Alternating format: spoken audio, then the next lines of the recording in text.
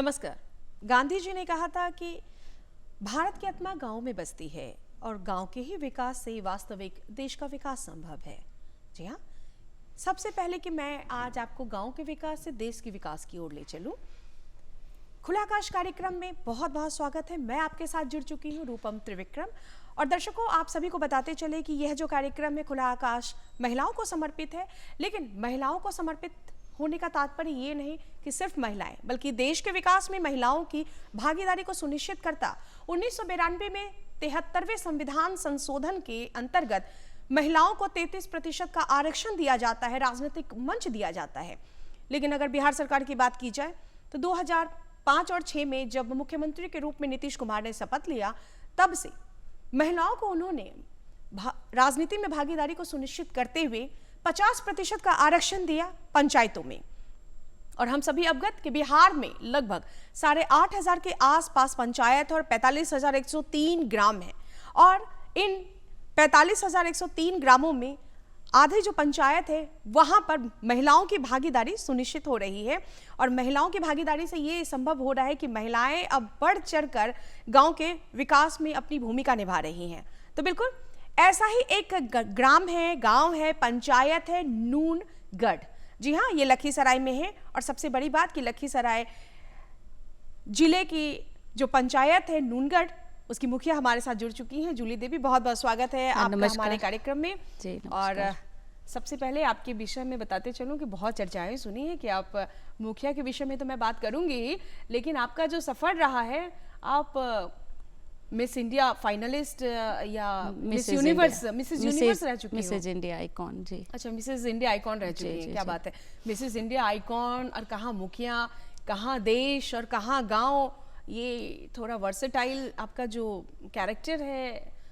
बिल्कुल बिल्कुल। मतलब कैसे जहाँ एक और आप देश को प्रतिनिधित्व कर रही हैं, वहीं आप गांव के विकास के सपनों को सजो रही हैं, कैसे? बिल्कुल, एक जो महिला मुखिया है, तो सबसे पहले तो मैं बिहार सरकार को धन्यवाद देना चाहती हूँ कि जैसा आपने कहा कि 50% का आरक्षण मिला महिलाओं को, और तो इसके लिए मैं विशेष धन्यवाद देना चाहती हूँ माननीय मुख्यमंत्री श्री नीतीश कुमार जी को, जिन्होंने महिलाओं के बारे में इतना सोचा है और हमारी बेटियों के बारे में भी सोचा है। तो बहुत बहुत धन्यवाद उनको। और जैसा आपने कहा कि मिसेज इंडिया और कहाँ मुखिया, तो ऐसा नहीं है। लोग के दिमाग में अभी भी बैठा हुआ है कि मुखिया मतलब मुखिया पति, महिला मुखिया जहाँ आता है वहाँ मुखिया पति का बात आता है कि नहीं, वह महिला मुखिया है तो भाई महिला थोड़ी ना कुछ करती होगी, उनके तो पति करते होंगे। और ऐसा हमें भी बहुत जगह सुनने को मिलता है। एमपी की बात आपने ली है। एमपी की बात तो है, अभी भी हर जगह होता है। अच्छा, आप मुखिया हैं तो आपके तो सारा काम आपके पतिदेव जी करते होंगे। तो मैं बताती हूँ कि नहीं, ऐसी बात नहीं है, मैं खुद कर रही हूँ। और जब से मैं मुखिया बनी हूँ बढ़ चढ़ कर हिस्सा लेती हूँ पंचायतों में। बात रही मिसेज इंडिया आइकॉन का, तो मैं और मेरी दोस्त एक यूपी की है, तो हम दोनों एक बार बात करते। कहीं ना कहीं मेरा शौक़ भी रहा है कि मैं कुछ अलग अलग क्षेत्रों में जाकर कुछ नई नई चीज़ों को सीखना चाहती हूँ। मैंने तो सुना आप खेल कूद से भी जुड़ी। बिल्कुल बिल्कुल। तो उसी के तहत मैं गई और मैंने पार्टिसिपेट किया। तो उसके पहले मैं बात की वहाँ की, मैं तो अभी उतना कुछ जानती नहीं हूँ, मैं कैसे क्या करूँगी। तो वहाँ ग्रूमिंग की जाती है, फिर मुझे सिखाया गया और मैंने वहाँ पे अपने कॉन्फिडेंस लेवल को बढ़ाया और जाकर वहाँ पार्टिसिपेट किया, तो मिसेज इंडिया आइकॉन बनी। क्या बात है। तो मिसेज इंडिया आइकॉन आप बन गई। महिलाएं आत्मनिर्भर है, स्वावलंबी है, तटस्थ होकर कार्यों को कर रही हैं, और वो जो ग्रूमिंग है उसका फायदा आज गांव में दिया जा रहा है। तो चलिए आप ही पर आधारित एक देखते हैं ये शॉर्ट वीडियो। बिहार के लखीसराय जिले के रामगढ़ चौक प्रखंड अंतर्गत नूनगढ़ पंचायत की मुखिया जूली देवी आज एक अलग पहचान के साथ चर्चा में है। वे केवल एक जनप्रतिनिधि नहीं बल्कि नए जमाने की मुखिया है, जो पंचायत के दायित्वों के साथ साथ अपने व्यक्तिगत सपनों को भी पूरी दृढ़ता से साकार कर रही है। यही कारण है कि आज उनकी चर्चा पंचायत की सीमाओं से निकलकर समाज के व्यापक दायरे तक पहुंच चुकी है। जूली देवी का नेतृत्व इस मायने में भी खास है कि वे पारंपरिक सोच से आगे बढ़कर आधुनिक दृष्टिकोण के साथ काम कर रही है। पंचायत की मुखिया बनने के बाद उन्होंने विकास कार्यों, योजनाओं के क्रियान्वयन और जन समस्याओं के समाधान को पूरी गंभीरता से अपनाया। सड़क, नाले, स्वच्छता, पेयजल और महिला बाल कल्याण से जुड़ी योजनाओं पर उन्होंने सक्रिय रूप से काम किया और पंचायत में पारदर्शी शासन की मिसाल पेश की। जूली के नेतृत्व का सबसे मजबूत आधार है। उन्होंने महिलाओं को सिर्फ योजनाओं की लाभार्थी नहीं बल्कि निर्णय प्रक्रिया की सहभागी बनाने का प्रयास किया। स्वयं सहायता समूहों को प्रोत्साहन देना, महिलाओं को स्वरोजगार से जोड़ना और उन्हें आत्मनिर्भर बनाने की दिशा में उनके प्रयास लगातार रंग ला रहे हैं। इन्हीं सब के बीच जूली की एक और पहचान आज लोगों को चौंका रही है। मॉडलिंग के क्षेत्र में उनकी सक्रियता ने उन्हें एक अलग मुकाम पर पहुंचा दिया है।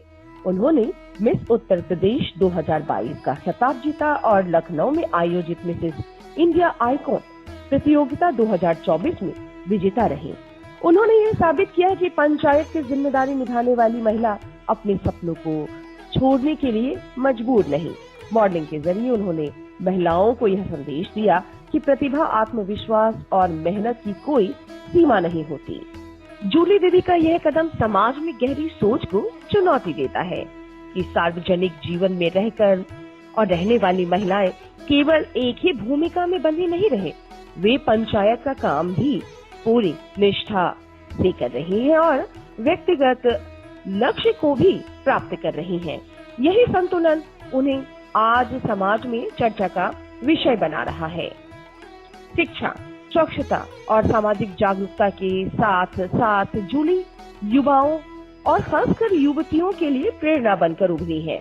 वे यह संदेश देती हैं कि महिलाएं सशक्तिकरण का अर्थ केवल अधिकार पाना नहीं बल्कि अपने सपनों को जीने की आजादी भी है। आज नोनगढ़ पंचायत की मुखिया जूली देवी एक ऐसे नेतृत्व का प्रतीक है जहां परंपरा, आधुनिकता साथ साथ चलती है। वे दिखाती है कि ग्रामीण भारत की महिलाएं अब सीमाओं में बंधी नहीं बल्कि आत्मविश्वास के साथ हर क्षेत्र में अपनी पहचान बना रही हैं। निसंदेह जूली न केवल नोनगढ़ पंचायत की मुखिया है बल्कि नए भारत की सशक्त, आत्मनिर्भर और स्वप्नदर्शी महिला नेतृत्व की पहचान भी है। तो बिल्कुल आपके कार्यों पर आधारित अभी हमने ये वीडियो फिल्म देखा। जी जी, बिल्कुल प्रशंसनीय है, सराहनीय है। धन्यवाद। और आप जैसे सशक्त मुखिया के वजह से, मुखिया पतियों की वजह से नहीं, मुखिया के वजह से ही ग्राम स्वराज अब बढ़ रहा है और हमारे जो गांधी जी थे उनके सपनों को भी साकार रूप दिया जा रहा है। तो मुखिया का एक व्यापक काम होता है विकासात्मक कार्यों को आगे लेकर चलना। बिल्कुल ठीक है, चाहे मनरेगा जैसे कार्यक्रम हो या हम बात करें पेंशन आवास जैसे कार्यक्रमों की, और बुनियादी सुविधाओं की अगर हम बात करते हैं, सड़क, पानी, नाली, स्ट्रीट लाइट्स के निर्माण और रख रखाव की कड़ी जिम्मेदारी आप लोगों के कंधे पर होती है। तो नूनगढ़ पंचायत की अगर हम बात करते हैं, क्योंकि पानी की मैंने बात कही है तो मैं वहीं से शुरू करती हूँ। बिल्कुल बिल्कुल, पक्ष आपका बहुत बढ़िया है। बिल्कुल। कुछ हम दूसरे पक्षों की ओर चलते हैं। अभी जो हम लोग लगातार आपसे मिलने से पहले पूरी जानकारी ले रहे थे, तो नूनगढ़ पंचायत में पानी की लगातार समस्याएं भी देखी जा रही हैं, आर्सेनिक भी मिला है। बिल्कुल। तो आप उसके लिए आप लोग क्या काम कर रहे हैं? देखिए, पानी की समस्या वहाँ नहीं है, पानी तो भरपूर मात्रा में, क्योंकि बगल में क्यूल नदी है। लेकिन है क्या कि उसका जो धार बहता है तो कोई खरा पानी है और कोई मीठा पानी है। वहाँ मीठा पानी भी है और खरा पानी भी है। तो इसका दिक्कत है पंचायत में, जिसका कि जांच किया गया है और आगे का कार्य भी जारी किया जाएगा।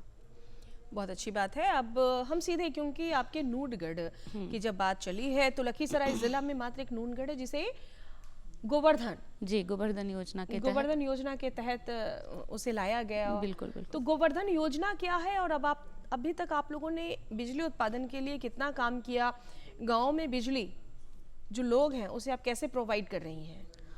देखिए, वो गोवर्धन योजना लगाने से ये लाभ हुआ है कि जो लोग मवेशी रखते हैं, तो अभी तो खाद लोग बनाते नहीं हैं, उसका उपयोग नहीं करते हैं उतना।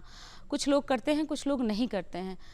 तो उसका उपयोग ऐसा जगह किया जाए, मैंने सोचा ऐसा जगह किया जाए जिससे कि उन लोगों को फ़ायदा हो। खाना बनाने में उन लोगों को एलपीजी सिलेंडर भराने में उनको ज़्यादा मशक्क़त करना पड़ता था। आर्थिक रूप से जो कमज़ोर हमारे यहाँ जो व्यक्ति थे, तो उनको दिक्कतों का सामना करना पड़ता था। तो मैंने सोचा कि क्यों ना ये लगाकर और उन्हें पाइपलाइन के द्वारा गैस को पहुँचाया जाए और उन्हें गैस मुहैया कराया जाए, जिससे कि उनको खाना बनाने में परेशानी नहीं हो और जो चूल्हा पे खाना बनाते थे वो यानी बंद गैस हो। उत्पादन करती है। बिल्कुल बिल्कुल तो वो तरीका गैस क्या होता है गोवर्धन योजना? क्या जी। गोबर एक जगह एकत्रित किया जाता है? बिल्कुल कितने गोबर लोग जुड़े हुए उससे? जी अभी तो 50 घर में दिया गया है फिलहाल, और इसमें कार्य अभी जारी है। और इसमें गोबर डाला जाता है, फिर इसका गैस तैयार होता है और उसके बाद पाइपलाइन के द्वारा घरों तक पहुंचाया जाता है। ओके, तो ये आपका ही एकमात्र क्षेत्र है बिल्कुल पूरे बिल्कुल बिहार में? नहीं, सिर्फ मेरे जिला में सिर्फ नूनगढ़ पंचायत में ही ये अभी कार्य हुआ है। बहुत अच्छी जानकारी दे रही हैं। उम्मीद है कि दर्शक इसका लाभ भी उठाएंगे और गांव में बैठी जो हमारी और महिलाएं हैं। जी, और उसका जो गोबर निकलेगा, जैसे वो तो गैस बन के चला गया, बाकी उसका जो खाद बनेगा, जो गोबर सड़ेगा, तो उसके लिए भी अलग से है कि वो फिर खाद के रूप में भी उसका प्रयोग किया जाएगा। अच्छा, जी। खेतों में भी उसका खेतों इस्तेमाल? में भी उसका इस्तेमाल किया जाएगा। बहुत अच्छी जानकारी है। और एक पंथ दो काज, जी। गोबर का बहुत सदुपयोग, बिल्कुल, बिल्कुल। एक और गैस और बिल्कुल, दूसरी ओर। बिल्कुल। ठीक है, तो एक जो आपके नूनगढ़ के बारे में सतसंडा पहाड़ जी बिल्कुल, अगर लखीसराय और मुंगेर जिले यानी अंग प्रदेश की बात की जाए तो पाल कालीन, कुषाण कालीन बहुत सी मूर्तियाँ अचानक वहाँ पर अशोक धाम भी अचानक कोई लोग जाते हैं, ऐसे खेत कोड़ते हैं और निकल जाती है। तो सतसंडा पहाड़ की क्या कहानी है? देखिए, हमारा पूरा लखीसराय विरासत से पूरा भरा पड़ा है। चाहे वो सतसंडा पहाड़ हो, लाली पहाड़ी हो, हमारे माननीय मुख्यमंत्री जी गए थे लाली पहाड़ी पे, चाहे उरैन पहाड़ी हो, चाहे हमारा श्रृंगी ऋषि धाम हो जहाँ पे हमारे राम जी का मुंडन हुआ था, और चाहे वो अशोक धाम मंदिर हो, ये हमारा नूनगढ़ का जो टीला है, जो गढ़ कहा जाता था पहले, कुषाण पीरियड की मूर्तियां हैं वहाँ अभी भी रखी हुई हैं। तो पूरा विरासत से भरा पड़ा है।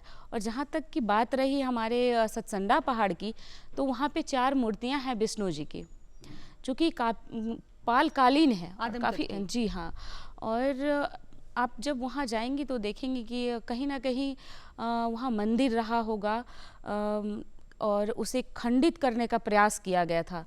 तो हमारे पूर्वज लोग बताते हैं कि ये मूर्ति जहाँ तहाँ पड़ी हुई थी और उसके बाद उनको सीधा करके रखा गया, और चोरी करने का भी प्रयास किया गया, उसे बेचने का भी प्रयास किया गया, लेकिन वो ले जा नहीं पाए, इतना वज़न है उसका। और तब मैं जब पहली बार वहाँ गई पहाड़ पे, तो मुझे लगा कि यहाँ पे पर्यटन स्थल होना चाहिए, इसको बनाना चाहिए। तो आने जाने की व्यवस्था नहीं थी, रोड काफ़ी ख़राब था, जैसे तैसे लोग चढ़ते थे, पथरीला था, बहुत बड़े बड़े पत्थर थे। तो हमने वहाँ पे रोड बनाने का काम किया। जब मैं रोड बनाई, बहुत मशक्क़त करनी पड़ी रोड बनाने में। जब रोड बना, उसके बाद हमारे डीएम मिथिलेश मिश्र जब आए लखीसराय, तो मैं उन्हें ले गई उस पहाड़ पे। माननीय उप मुख्यमंत्री विजय सिन्हा जी को भी मैं वहाँ ले गई। तो उन सभी वहाँ पे जब गए तो देखे तो बोले ये तो बहुत ही अच्छी जगह है और ये सच में पर्यटन स्थल होने लायक है। और उन सब का सहयोग रहा और अभी पर्यटन स्थल घोषित भी हो गया है और वहाँ लगभग 7 करोड़ की राशि भी दी गई है। चलिए बधाई आपको। और वहाँ कार्य भी प्रारंभ है। तो मतलब ऐसे सशक्त मुखिया हो तो मुखिया पति की कार्यों में ज़रूरत कम पड़ती है। हाँ, कम ही पड़ती है। अच्छा, मुखिया पति से आप क्यों नाराज नजर आई? नहीं नाराज नहीं नजर आई। मतलब ये कहना है मेरा कि अगर महिला मुखिया बनी है तो सिर्फ वोट मांगने तक की ही सीमित ना रहें। जिस टाइम इलेक्शन आता है तो घूम घूम के हम लोग ये करते हैं और वोट मांगते हैं, तो बस उतना तक सीमित ना रहे, आगे उन्हें निकालें, जिला ले जाएं, ब्लॉक ले जाएं, ज़रूरत पड़े तो आप दिल्ली में मीटिंग होता है। अभी तो माननीय मुख्यमंत्री नीतीश कुमार जी के द्वारा बहुत सारी ट्रेनिंग्स दी जा रही हैं महिलाओं को। तो ये सारी चीज़ें हैं, तो जब तक महिलाएं निकलेंगी नहीं तो सीखेंगी कैसे? बिल्कुल। बहुत हमें अच्छी, निकलना बहुत जरूरी है। अच्छी और अच्छी सोच और ऊंची सोच है। महिलाएं सिर्फ अधिकार के लिए नहीं, अपने कर्तव्यों के लिए भी आगे कर्तव्यों के लिए आए। भी आगे बहुत आए। अच्छी सोच है आपकी। एक जो हमें जो जानकारी मिली है कि आप माननीय प्रधानमंत्री जी के कार्यक्रम में 26 जनवरी को दिल्ली की ओर कूच कर रही हैं अपने उत्कृष्ट कार्यों के लिए। हम जानना चाहेंगे, हमारे दर्शक भी जानना चाहेंगे। देखिए, 77वें गणतंत्र दिवस के शुभ अवसर पे मुझे आमंत्रित किया गया है मिनिस्ट्री ऑफ पंचायती राज भारत सरकार के द्वारा। तो इसके लिए मैं मिनिस्ट्री ऑफ पंचायती राज को, भारत सरकार को, बिहार सरकार को, हम अपने प्रधानमंत्री जी को, मुख्यमंत्री जी को, हमारे पंचायती राज मंत्री हमारे ललन बाबू को, हमारे उप मुख्यमंत्री विजय कुमार सिन्हा जी को, सबों को मैं धन्यवाद देना चाहती हूँ कि मुझे इस काबिल समझा और मुझे वहाँ आमंत्रित किया। इस कार्य को मैं मतलब जितना शिद्दत से की हूँ, अपने पंचायत को संजोने का काम, संवारने का काम, उसका फल मुझे लगता है कि अब मिल रहा है। तो मैं काफ़ी उत्सुक हूँ, काफ़ी खुश हूँ और मैं अपने पूरे पंचायत के तरफ से धन्यवाद कहना चाहती हूँ। बहुत अच्छा लग रहा है आपसे बात कर कर। ऐसे सशक्त नारियां जब आगे आती हैं, कहाँ ब्यूटी कॉन्टेस्ट और कहाँ सड़कों पर आकर काम करना, दोनों दो बातें हैं, दोनों दो राहें हैं। सबसे बड़ी बात है कि एक जो है ग्राम सभा की अक्सर बैठकें बुलाई जाती हैं। बिल्कुल। तो ग्राम सभा की बैठकें बुलाई जो जाती है, उसमें आप लोग क्या डिसीजंस लेती हैं और आपके यहाँ अब तक क्या क्या कार्य हो चुके हैं? क्योंकि हमारे जो मुखिया महोदया जुड़ी हुई हमारे कार्यक्रम से, वो जरूर जाने। बिल्कुल। देखिए, सबसे पहले तो जो ग्राम सभा होता है उसमें सारे वार्ड्स, जितने वार्ड होते हैं उस पंचायत के, वो होते हैं, पंचायत सचिव होते हैं, रोजगार सेवक होते हैं, जितने कर्मी होते हैं पंचायत के वो होते हैं। और जब बैठक होती है तो ये निर्णय लिया जाता है कि कहाँ कहाँ कार्य बचा हुआ है और कौन कौन से कार्य पूरा हो गया है। तो जो पूरा हो गया है तो वो तो बंद कर दिया जाता है, और जो होना है उस पर कैसे होना है, कितना राशि खर्च होगा उस पर, इसका निर्णय लिया जाता है उसमें। अच्छा, पंचायत, जैसे कि आपने वार्षिक विकास योजना की, एनुअल जो डेवलपमेंट प्लान्स, उसके बारे में बात की है, तो अब हम फंड के बारे में भी बात करना चाहेंगे। तो फंडिंग की जहाँ तक बात होती है, मनरेगा के अंतर्गत अगर हम बात करें, तो आप लोगों ने अब तक कितने मनरेगा के तहत लोगों को रोजगार मुहैया कराया है? देखिए, मनरेगा का तो अभी जी राम जी हो गया है, तो इस वर्ष काम शुरू हो रहा है, अभी हुआ नहीं है। लेकिन इसके पहले जो भी कार्य किया गया है तो लगभग 500-600 लोगों को तो रोजगार मिलता ही मिलता है। तो एक्चुअली आपके पंचायत में लोग कितने हैं? हमारे पंचायत में तो लगभग 8,000 लोग हैं। हाँ, ठीक है, बहुत अच्छी जानकारी है। और दूसरी जो सबसे बड़ी बात है, सरकारी योजनाओं को सही तरीके से डिस्ट्रीब्यूट करना, उन पैसों को डिस्ट्रीब्यूट करना भी आपकी जिम्मेदारी होती है। बिल्कुल बिल्कुल। अब आते हैं हम सीधे बेसिक जो आवश्यकताएं, मूलभूत जो जरूरी चीजें, क्योंकि हमारी जो सरकार है लोक कल्याणकारी कार्यक्रमों के लिए जानी जाती है, लेकिन इस लोक कल्याणकारी कार्यक्रमों के साथ साथ एक जो सबसे बड़ी जिम्मेदारी हम सभी के कंधों पर, सामाजिक जो दायित्व है उसके निर्वहन की भी। आप खुद एक महिला हैं और एक महिला होने के नाते निश्चित तौर पर कभी ना कभी किसी न किसी महिला को बहुत से कुरीतियों का भी सामना करना पड़ता है। तो आपने अब तक दहेज मुक्त वातावरण, वैसे तो इसके लिए कानून बने हुए हैं, लेकिन फिर भी हम सबकी जिम्मेदारी है कि हम मौखिक प्रचार प्रसार से रोकें। अगर ऐसे कोई लोग मिल रहे हैं तो उन्हें समझाएं। तो दहेज मुक्त वातावरण, बाल विवाह पर अब तक आपने कितने काम किए हैं? देखिए मैम, बाल विवाह के लिए तो हम लोग हमेशा सबों को जागरूक करते रहते हैं। जब भी हमारा, इसके पहले कि मैं बाल विवाह पर बात करूं, मैंने तो सुना है कि आप भी बाल विवाह की शिकार हुई हैं। जी हाँ, कुछ पारिवारिक कारणों के वजह से, दिक्कतों की वजह से मेरी शादी 8वीं कक्षा में हो गई थी। तो अगर ऐसी स्थिति जिन महिलाओं के साथ आती है कि अगर वो किसी कुरीति से गुजरी हैं, तो निश्चित तौर पर उन्हें इस बात का एहसास होता है कि इसे कैसे दूर किया जाए। तो अब तक आपने क्या क्या काम किए हैं?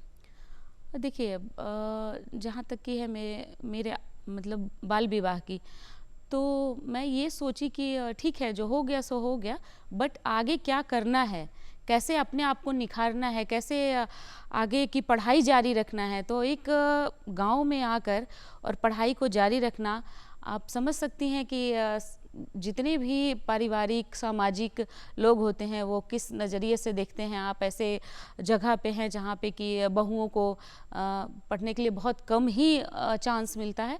खैर अभी तो बहुत बदलाव आया है, अब तो बहुत बदल गया है, लेकिन 2004-05 की स्थिति काफ़ी गंभीर थी। उस टाइम बहुत ही दिक्कतों का सामना करना पड़ा था।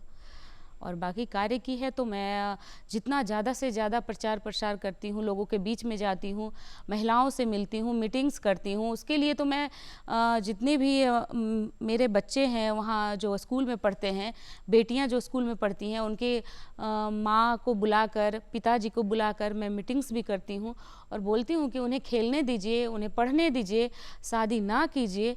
और मैं तो लड़कियों को ग्राउंड पे भी लाती हूँ, उन्हें क्रिकेट खिलवाती हूँ, कबड्डी की ट्रेनिंग दिलवाती हूँ, ताकि, और मैं भी साथ में खेलती हूँ ताकि उनको ये ना लगे कि बस हमारी बेटियाँ ही फील्ड पे है। मैं जब साथ में रहती हूँ तो आत्मविश्वास उनका बढ़ जाता है, कई गुना बढ़ जाता है, और माएँ एकदम बेफिक्र रहती हैं। मैं सबका एक ग्रुप बना ली हूँ और उसमें मैसेज करती हूँ, सब टाइम से ग्राउंड पे आ जाते हैं। और अभी 7 दिवसीय योगा प्रशिक्षण भी दिलवाई हूँ महिलाओं को, बेटियों को, ताकि मानसिक रूप से, शारीरिक रूप से स्वस्थ रहे। महिलाओं के सर्वांगीण विकास की जिम्मेदारी, सर्वांगीण विकास की जिम्मेदारी। मैडम, आप चलते चलते हमारे जो दर्शक गण हैं उन्हें क्या संदेश देंगी? मैं यही संदेश देना चाहती हूँ, खासकर महिला मुखिया को, कि आपको जो दायित्व मिला है अपने पंचायत में, उसको आप पूरा कीजिए। चौखट से निकलकर चौपाल तक आइए और अपने कार्य को, अपने जितने भी कार्य है जो हमें दिया गया है उसको अच्छे ढंग से कीजिए। बहुत बहुत धन्यवाद। मुखिया पति बनकर रहने की जरूरत नहीं, बल्कि खुद अपने कर्तव्यों को निर्वहन करें। जूली जी को बहुत बहुत धन्यवाद देते हैं कि अपना कीमती समय निकालकर नूटगढ़ से चलकर, लखीसराय से चलकर आप पटना आई और हमारे दर्शकों से वार्तालाप की। दर्शक भी हमारे आपको बधाई दे रहे हैं। बहुत बहुत धन्यवाद। जितने भी दूरदर्शन के, खुला आकाश के जितने भी दर्शक हैं, बहुत बहुत धन्यवाद आप सभी को। हमें और हमारी पूरी टीम को दीजिए इजाजत। देखते रहिए आपका अपना पसंदीदा कार्यक्रम खुला आकाश।